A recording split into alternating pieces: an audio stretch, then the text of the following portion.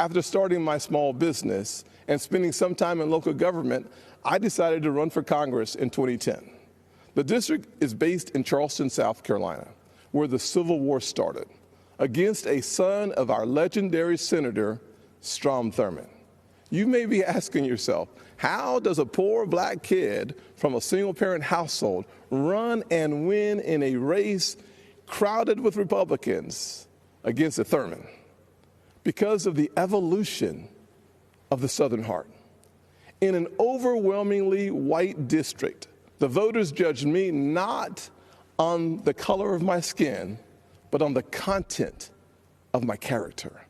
We live in a world that only wants you to believe in the bad news, racially, economically, and culturally polarizing news.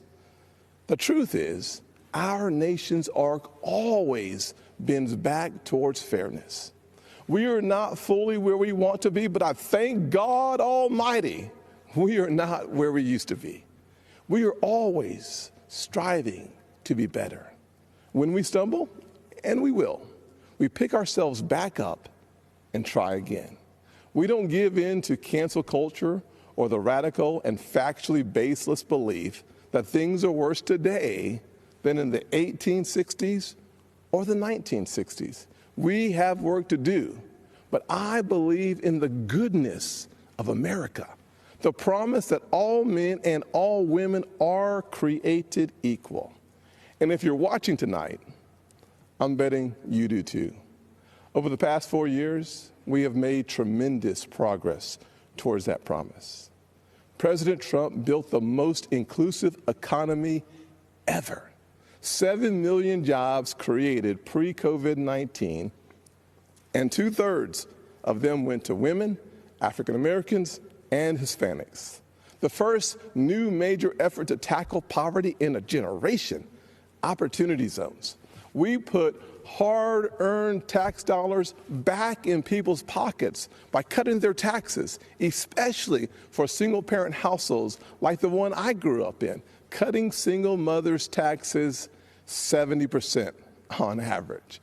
President Trump supported these tax cuts for those single moms and other working families and signed these policies into law, and our nation is better off for it. So, I'm going to ask you, the American people, not to simply look at what the candidates say, but to look back at what they've done. This election is about your future, and it is critical to paint a full picture of the records of Donald Trump and Joe Biden. Joe Biden said if a black man didn't vote for him, he wasn't truly black. Joe Biden said black people are a monolithic community. It was Joe Biden who said poor kids can be just as smart as white kids. And while his words are one thing, his actions take it to a whole new level. In 1994, Biden led the charge on a crime bill that put millions of black Americans behind bars.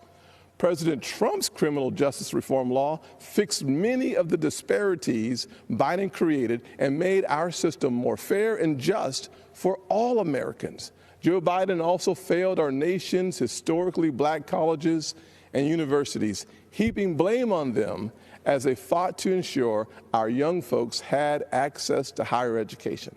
Once again, to clean up Joe Biden's mess, President Trump signed into law historically high funding for HBCUs, as well as a bill to give them permanent funding for the first time ever. And now Joe Biden wants to come for your pocketbooks. Unless, of course, you're a blue state millionaire. I'm serious. That's one of their solutions for the pandemic. They want to take more money from your pocket and give it to Manhattan elites and Hollywood moguls so they get a tax break. Republicans, however, passed President Trump's once-in-a-generation tax reform bill that lowered taxes for single moms, working families, and those in need. So when it comes to what Joe Biden says he'll do, look at his actions. Look at his policies. Look at what he already did and what he didn't do while he's been in Washington for 47 years. Ladies and gentlemen, people don't always see those failures because they think we're having a policy debate on two sides of an issue. That is not what is happening. Our side is working on policy, while Joe Biden's radical Democrats are trying to permanently transform what it means to be an American. Make no mistake, Joe Biden and Kamala Harris want a cultural revolution, a fundamentally different America. If we let them, they will turn our country into a socialist utopia. And history has taught us that path only leads to pain and misery, especially for hardworking people hoping to rise. Instead, we must focus on the promise of the American journey. I know that journey well. My grandfather's 99th birthday would have been tomorrow. Growing up, he had to cross the street if a white person was coming.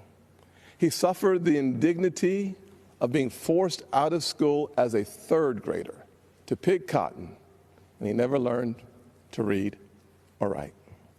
Yet, he lived long enough to see his grandson become the first African American to be elected to both the United States House and the United States Senate in the history of this country. Our family went from cotton to Congress in one lifetime. And that's why I believe the next American century can be better than the last. There are millions of families just like mine all across this nation, full of potential, seeking to live the American dream. And I'm here tonight to tell you that supporting the Republican ticket gives you the best chance of making that dream a reality. God bless you. And Father, please continue blessing the United States of America. God bless.